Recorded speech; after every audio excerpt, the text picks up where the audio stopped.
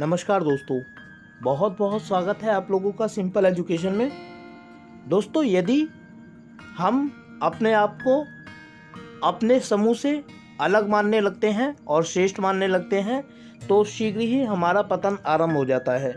इसी बात को बयान करती है आज की एक छोटी सी कहानी, जिसका नाम है घंटीधारी ऊँट, और जो ली गई है पंचतंत्र नामक कहानी के पुलिंदे से। एक बार की बात है कि एक गांव में एक जुलाहा रहता था। वह बहुत गरीब था। उसकी शादी बचपन में ही हो गई थी। बीवी आने के बाद घर का खर्चा बढ़ना था, यही चिंता उसे खाए जाती। फिर गांव में अकाल भी पड़ा, लोग कंगाल हो गए। जुलाहे की आय एकदम खत्म हो गई थी। उसके पास शहर जाने के सिवा और कोई चारा न रहा। शहर में उसने कुछ महीने छोटे मोटे काम किए। थोड़ा सा पैसा अंटी में आ गया और गांव से खबर आने पर कि अकाल समाप्त हो गया है, वह गांव की ओर चल पड़ा। रास्ते में उसे एक जगह सड़क किनारे एक ऊँटनी नजर आई। ऊँटनी बीमार नजर आ रही थी और वह गर्भवती थी। उसे ऊँटनी पर दया आ गई। वह उसे अपने साथ अपने घर ले आया। घर में ऊँटनी को ठीक चारा व घास मिलने लगी तो वह पूरी तरह स्वस्थ हो गई और समय आने पर उसने एक स्वस्थ ऊँट बच्चे को जन्म दिया।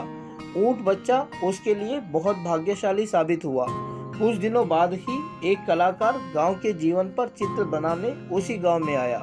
पेंटिंग के ब्रश बनाने के लिए वह जुलाहे के घर आकर ऊँट के बच्चे की दुम के बाल ले जाता। लगभग 2 सप्ताह गांव में रहने के बाद चित्र बनाकर कलाकार चला गया। इधर ऊँटनी खूब दूध देने लगी तो जुलाहा उसे बेचने लगा।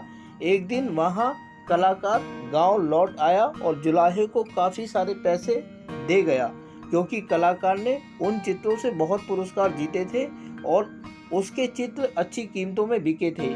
जुलाहा उस ऊँट के बच्चे को अपने भाग्य का सितारा मानने लगा।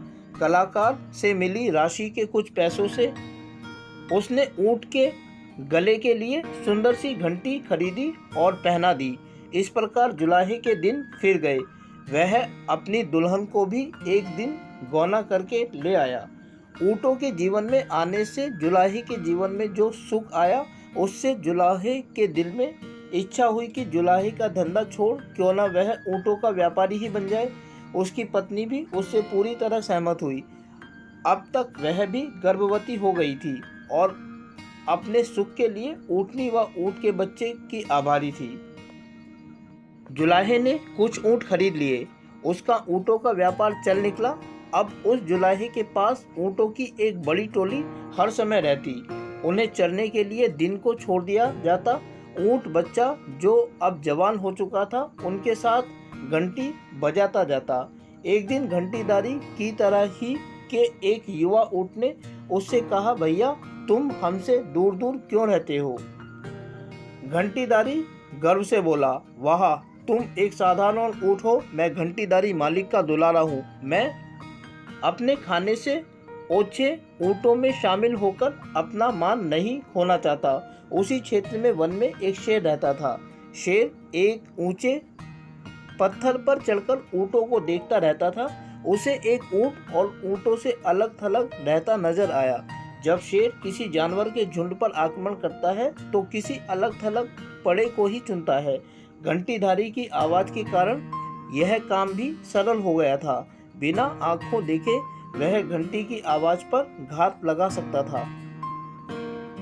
दूसरे दिन जब ऊँटों का दल चरकर लौट रहा था, तब घंटीदारी बाकी ऊँटों से 20 कदम पीछे चल रहा था।